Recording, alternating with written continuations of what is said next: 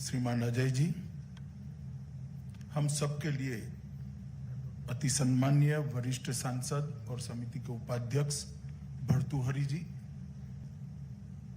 आज हम सबके लिए बहुत आनंद का विषय है कि समिति के 10वें प्रतिवेदन को राष्ट्रपति महोदय के पास भेजने के लिए आज हमने इसको मंजूरी दे दी है। राष्ट्रपति जी का समय लेकर हम उनके पास जाएंगे। आज जब हम यहां पर एकत्रित आए हैं, कल ही अगस्त क्रांति का दिन था और इसलिए 9 अगस्त इस वर्ष की ज्यादा इसका महत्व है कि इसी वर्ष हम आजादी के 75वें साल में प्रवेश कर रहे हैं। न जाने कितने सालों से विद्यमान हमारा देश एक बहुत बड़े गुलामी के कालखंड के बाद 15 अगस्त 47 को आजाद हुआ था और 75 साल इसका मूल्यांकन कोई कटु से कटु व्यक्ति, कटु भाव रखने वाला व्यक्ति भी अगर करने जाए तो इतना जरूर कह सकता है कि 75 साल में हमने हमारे लोकतंत्र की जड़ों को गांव तक पहुंचाया है, हर कस्बे तक पहुंचाया है और लोकतंत्र को हमारा स्वभाव बनाया है। ढेर सारे देशों के इतिहास का मेरा अनुभव है लोकतंत्र आने के बाद क्या क्या हुआ, परंतु भारत के अंदर बहुपक्षीय संसदीय प्रणाली को स्वीकार करने के बाद इसको नीचे तक पहुंचाने में हमें कोई परेशानी नहीं, बहुत स्वाभाविक तरीके से हुआ, कोई संघर्ष भी नहीं हुआ। न जाने कितने राजे रजवाड़े थे, एक अलग प्रकार की शासन व्यवस्था थी, सदियों से चलती थी। इसके निहित स्वार्थ वाले अलग अलग समूहों की भी रचना थी और सालों तक उन्होंने समाज का शोषण भी किया था। एक ही दिन जैसे तलवार पड़ती है, सब बदलकर अलग ढर्रे में चला गया, मगर रक्तपात नहीं हुआ। आजादी के बाद ढेर सारे सत्ता परिवर्तन भी हुए। एक सत्ता परिवर्तन तो आपातकाल की परछाई में हुआ, मगर उस वक्त भी कहीं रक्तपात नहीं हुआ। इससे हमें मालूम पड़ता है कि हमारे लोकतंत्र की जड़ें दिन प्रतिदिन गहरी भी जा रही है, मजबूत भी हो रही है और वो जड़ों के आधार पर जो लोकतंत्र का वटवृक्ष बना है वो ज्यादा इसका घिराव भी बढ़ाता जा रहा है। मुझे मालूम नहीं आजादी के लिए लड़ने वाले स्वतंत्र सेनानियों के जो सारे स्वप्न है देश पूरा कर पाया है, नहीं कर पाया है। हो सकता है हमारी गति शायद थोड़ी धीमी हो, परंतु मैं इतना निश्चित कह सकता हूं कि पथ हमारा सही है, लक्ष्य की ओर है और कोई दुविधा नहीं है, हम निश्चित रूप से लक्ष्य तक पहुंचेंगे। और ये सब जो हुआ है उसमें सबसे बड़ा योगदान अगर विकास के लोकतंत्र के विश्लेषण के विद्यार्थी नाते में करूं तो मैं निश्चित रूप से कह सकता हूं हमारी स्थानीय भाषा और विशेषकर राजभाषा हिंदी का बहुत बड़ा इसमें योगदान है।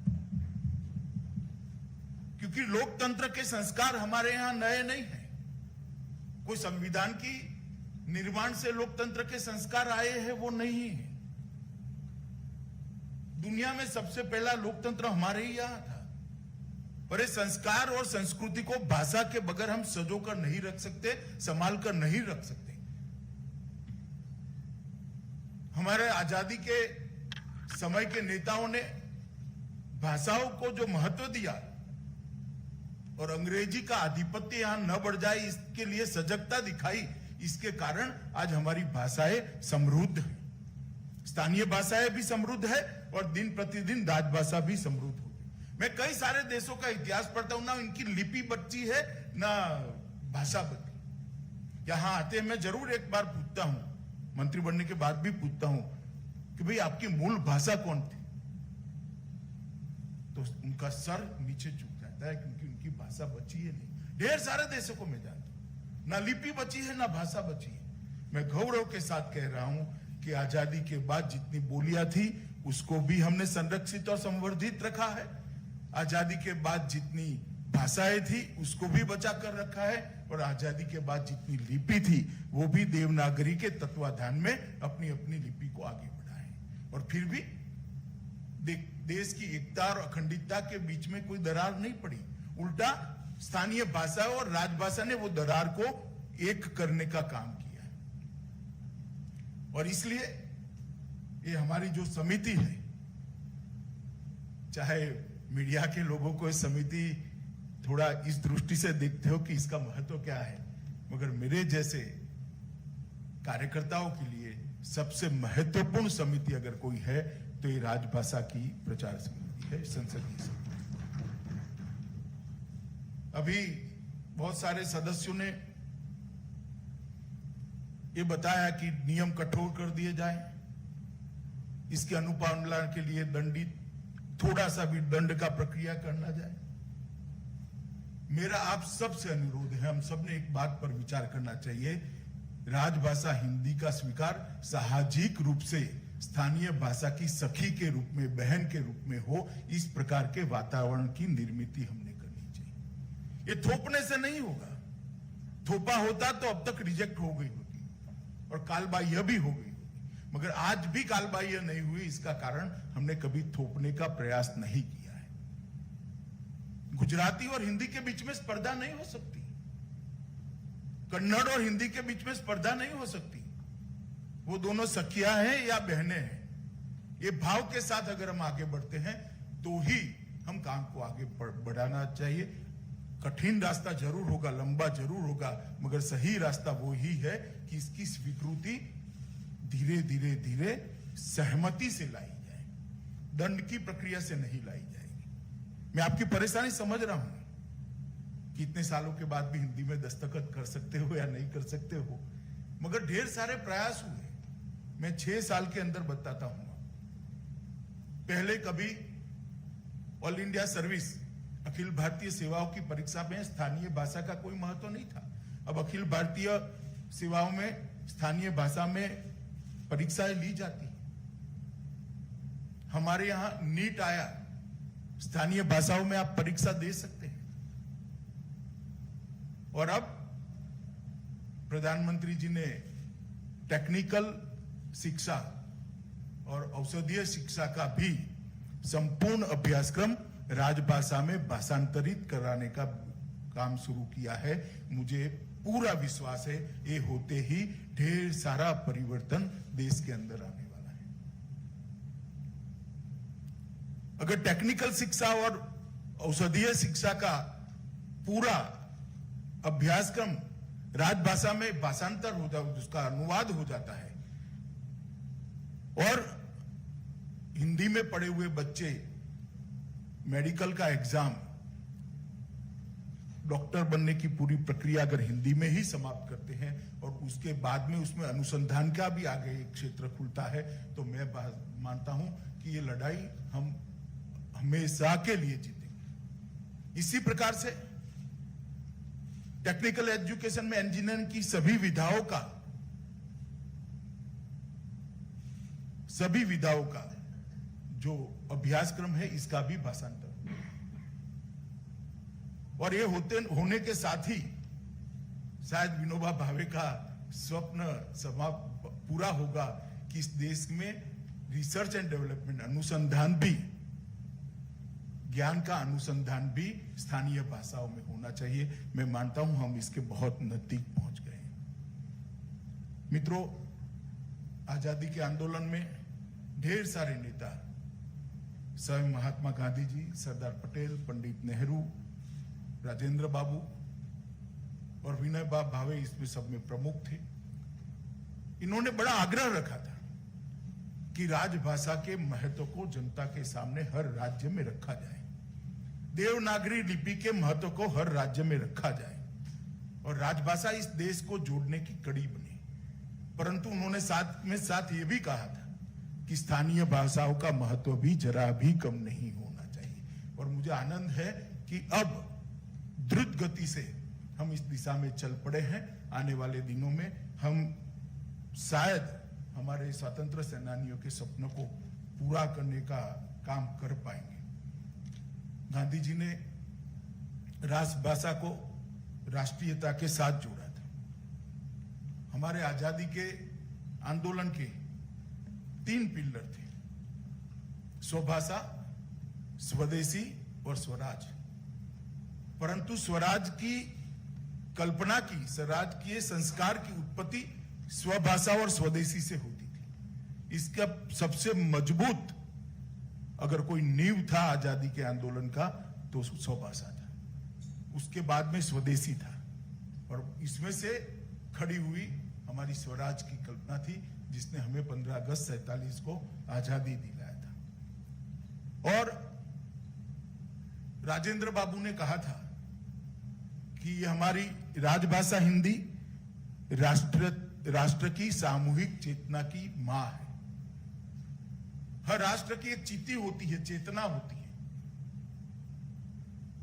वो भाषा से उत्पन्न होती है। और सामूहिक चेतना का जो संकल्पना राजेंद्र बाबू ने रखा था, मैं मानता हूं कि ये आज इस दिशा में जा रहा है। मेरा आज आप सबसे एक निवेदन और है कि आजादी के 75 साल का वर्ष आ रहा है। 2 काम हमने करने चाहिए कि इस साल का राष्ट्रीय सम्मेलन और क्षेत्रीय सम्मेलनों का थीम आजादी के आंदोलन में राजभाषा की भूमिका और स्थानीय भाषा की भूमिका, इस विषय पर हम तय करें। और देश भर के अंदर स्थानीय भाषाओं में और राजभाषा में जो अलग अलग साहित्य की रचना हुई है, इसका एक संग्रह करें और देश की संसद के सामने उसको उपस्थित करें कि हमारी स्थानीय भाषाओं ने और हमारी राजभाषा ने देश के आजादी के आंदोलन में कितना बड़ा योगदान दिया। मैं गुजरात से आता हूं। राष्ट्रीय शायर झवेरचंद मेघाणी ने अगर कुछ कविताएं न लिखी होती तो उस वक्त के युवाओं को यह प्रेरणा न मिलती। सुब्रमण्यम भारती ने अगर कुछ स्पष्टताएं न करी होती तो आंदोलन को इतनी गति नहीं मिलती। ढेर सारे कवियों ने अलग अलग जगह पर, कहीं बंकिम बाबू ने आनंद मठ लिखकर बंगाल के युवाओं को प्रेरणा दी। ढेर सारी जगह पे ये काम हुआ है। और मेरा मानना है कि हम सबका ये सामूहिक प्रयास होना चाहिए कि ये 6 सम्मेलन, क्षेत्रीय सम्मेलन और राष्ट्रीय सम्मेलन, 7 सम्मेलनों की थीम इसके आधार पर होनी चाहिए। और इस विषय के निष्णातों को बुलाकर, इसमें जिसकी जानकारी, ऐसे साहित्यकारों को इसके साथ जोड़कर पूरे देश के अंदर एक संदेश जाना चाहिए कि हमारे आजादी के आंदोलन में स्थानीय भाषाएं और राजभाषा का कितना बड़ा योगदान था। मैंने अपने राज्यसभा के उपसभापति महोदय को भी रिक्वेस्ट किया, उन्होंने सहमति भी दी है। समिति के साथ मेरी उपस्थिति में एक विषय पर बैठक भी करेंगे, कुछ लोग और भी बुलाएंगे जो चयनित कर जो हमें इस दिशा में आगे ले जाएंगे। सत्र की समाप्ति के बाद ही मेरे मन में है कि ये विषय बुलाना। दूसरा विषय मेरे मन में है कि क्षेत्रीय इतिहास का राजभाषा में ढंग से अनुवाद होना चाहिए। लाल बहादुर शास्त्री जब प्रधानमंत्री थे तब इन्होंने एक विशेष प्रयास किया था, परंतु उसके बाद में वो प्रयास कहीं ना कहीं मंथर गति से चल रहा है या तो क्षीण ही हो गया है। मानो गुजरात के बच्चे को विजयनगर साम्राज्य के बारे में पढ़ना है तो उसको कोई दूसरा विकल्प ही नहीं अंग्रेजी पढ़े बगैर, क्योंकि वो दक्षिण की भाषाएं नहीं जानता है। गुजरात के चालुक्य साम्राज्य के लिए अगर बिहार के बच्चे को पढ़ना है तो वो नहीं पढ़ सकता, क्योंकि अंग्रेजी ही पढ़नी पड़ेगी उसको।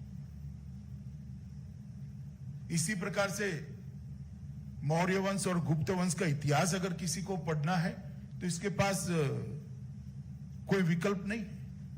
16 महाजनों का इतिहास पढ़ना है तो भी इसके पास विकल्प नहीं। ये सारा राजभाषा में इसका अच्छा भाव के साथ भावानुवाद वाला अनुवाद होना चाहिए। और ये संसद की लाइब्रेरी और राज्य सरकारों की अच्छी लाइब्रेरी में इसको प्रस्तापित करना चाहिए। तो मैं मानता हूं कि ये आजादी के 75वें साल में राजभाषा समिति ने एक देश की एकता और अखंडता के लिए बहुत बड़ा काम किया। मुझे लगता है कि हमारा समिति का जो कार्यक्षेत्र है शायद इसके दायरे के बाहर है, मगर दायरे की चिंता मत करिए, मैं दायरे को चौड़ा करने के लिए तैयार हूं। एक बार हम अपने साथी सांसदों से विचार विमर्श कर चर्चा कर हम अलग अलग दल के सदस्य हैं, अपने दल से चर्चा कर विचार कर स्थानीय भाषा के स्थानीय इतिहास की स्थानीय भाषा की पुस्तकों की सूची बनाई और वो सूची को भारत सरकार का संस्कृति विभाग अनुवाद कराएगा। परंतु ये काम में नोडल एजेंसी, ये काम में विशेष जिम्मेदारी अगर किसी ने लेना है तो मैं भर्तृहरि साहब को विनंती करता हूं कि आप इसकी जिम्मेदारी लीजिए, क्योंकि वो भी एक गैर हिंदी राज्य से आते हैं। सबसे संकलन कर इसकी एक सूची बनाना चाहिए और भारत सरकार ने इसका अनुवाद कर कम से कम देश के अच्छे पुस्तकालयों में इसको उपलब्ध करा देना चाहिए और बाद में मूल्य से भी कोई उसको खरीद करना चाहता है तो खरीद कर पाए, इस प्रकार की व्यवस्था करनी चाहिए।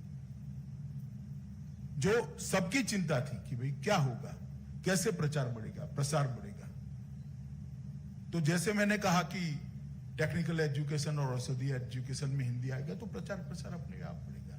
इतिहास पढ़ने वाले बच्चों के लिए अगर राजभाषा में देश के हर कोने का इतिहास उपलब्ध हो जाता है, कश्मीर से लेकर कन्याकुमारी का, तो अपने आप राजभाषा का प्रचार बढ़ेगा। इसकी राजभाषा समृद्ध भी आती थी, ग्रामर भी आता है, देवनागरी भी आती है, मगर उसका शब्द का भंडार थोड़ा कम है।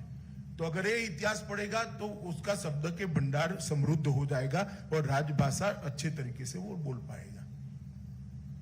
मैं इसलिए बताता हूं, मैं भी एक गैर हिंदी राज्य से आता हूं। मेरी हिंदी इतनी अच्छी नहीं थी, अभी भी अच्छी है या नहीं है बहुत मालूम नहीं है, मगर मुझे सीबीआई का केस लग गया, 3 साल देश के बाहर, राज्य के बाहर रहने का मौका मिला।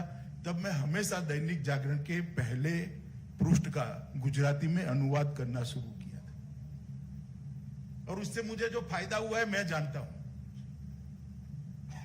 न केवल हिंदी, देश भर की अनेक भाषाओं को समझने में मेरी सरलता बढ़ गई है, क्योंकि हमारी भाषाओं के बीच में साम्यता है। हमारी भाषा के बीच में न दिखाई पड़ने वाला एक संवाद भी है और उसको कोई जब अनुभूति करेगा तो ही मालूम पड़ेगा, ढूंढने का प्रयास करेगा तो दूरबीन लेकर भी ढूंढ नहीं पाएगा। ढेर सारे शब्द अन्य भाषा के एक दूसरी भाषा के साथ जुड़े हैं। व्याकरण का मूल भी सभी का एक ही है। मेरा तमिल भाषा का इतना अभ्यास नहीं है, परंतु बाकी सारी भाषाओं का व्याकरण एक ही मूल का है। परंतु हिंदी जिसको आती है, ऐसे बच्चों को देश का इतिहास हिंदी में उपलब्ध कराना चाहिए और मैं मानता हूं हमारी समिति ने इसको एक अलग से सिफारिश बनाकर सांस्कृतिक मंत्रालय को भेजनी चाहिए अनुवाद के लिए। इतिहास के पुस्तकों का, चाहे महाराष्ट्र का हो, चाहे दक्षिण भारत के सारे राज्यों का हो, चाहे पूर्वी भारत के राज्यों का हो, ये इतिहास को राजभाषा में संजोना चाहिए, तब जाकर हम इसको आगे बढ़ा पाएंगे। अभी भी मैं कहता हूं हिंदू की स्वीकृति सहमति से होनी चाहिए, तभी जाकर राजभाषा को राष्ट्रीय एकता का जो सूत्र बताया था हमारे स्वतंत्र सेनानियों ने, उसको हम सफल कर पाएंगे। 11वां खंड भी जल्दी तैयार हो ऐसी मेरी अपेक्षाएं भी है और शुभकामनाएं भी है। मैं सिर्फ शब्द ही बोलता हूं, भर्तृहरि साहब को मैं मदद तो करता नहीं, वो ही करते हैं, मगर जिस खंड के साथ इन्होंने 10वें खंड पर काम किया है, हम सब ने एक बार हर्षनाद कर उनका अनुमोदन करना चाहिए कि बहुत अच्छा काम भर्तृहरि महताब जी ने किया है। 11वां खंड तैयार होते ही, और अब उन्होंने आज प्रस्ताव रखा है कि खंड के विषय भी तैयार हुए, ज्यादा अच्छी बात है, खंड के विषय भी होने चाहिए। और मेरा उनसे आग्रह है कि हमारे कार्यक्षेत्र के बाहर का भी एक विषय सुझावात्मक तरीके से हर खंड में आप ले लीजिए। कि भाई पहले जब हिंदी की परीक्षाएं होती थी, प्राथमिक, द्वितीय, कोविड, ये सारी परीक्षाएं फिर से चुस्त दुरुस्ता से जहाँ गैर हिंदी भाषी राज्य है वहां चली जाए। ऐसे एक एक विषय को हमने हर बार सुझावात्मक तरीके से लेना चाहिए। मैं इतना विश्वास दिलाता हूं उपाध्यक्ष जी को, इसको मैं सरकार में मेरे संपूर्ण प्रभाव का उपयोग कर कर लागू कराने का मैं प्रयास करूंगा। हमारा कार्यक्षेत्र बढ़ाने की जरूरत नहीं, हम सुझाव तो दे ही सकते, सुझाव का कोई कार्यक्षेत्र नहीं होता है और सरकार हर सुझाव, अच्छे सुझाव को स्वीकारने के लिए तैयार है। ये मैं आप सभी को विश्वास देना चाहता हूं। जब हम 75वें आजादी के वर्ष में प्रवेश करने जा रहे हैं, इस वर्ष में हमारी समिति की प्रासंगिकता और उपयोगिता दोनों बहुत बढ़ जाते हैं। हम इस जिम्मेदारी के एहसास के साथ इसका अनुभव करते हुए काम करें, गति बढ़ाएं और हिंदी को ज्यादा लोकभोग्य बनाएं, ऐसा आप सबसे निवेदन कर मैं मेरी बात को समाप्त करना चाहता हूं। और हम सब ने इसका धीरे धीरे जो बदलाव हो रहा है उसको भी एक सूक्ष्म नजर से देखना चाहिए।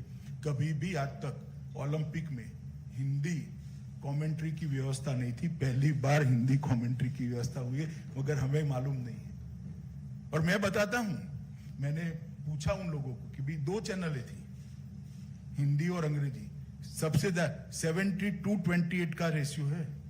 अनुपात जो है 72% हिंदी कमेंट्री देखने वाला है, 28% अंग्रेजी देखने वाला है। ये हमारे लिए बहुत उत्साहवर्धन वाले समाचार है। तो मैं आप सभी को फिर से बहुत बहुत शुभकामनाएं देता हूं और ये जो खंड हम राष्ट्रपति महोदय को देने के लिए आज समय लेंगे और जल्द से जल्द उनको देकर इसको सरकारी कामकाज में इस खंड की सिफारिशों का उपयोग हो, इसके लिए आग्रह से विभाग काम भी करे। फिर से सभी का बहुत बहुत धन्यवाद। भारत माता की जय।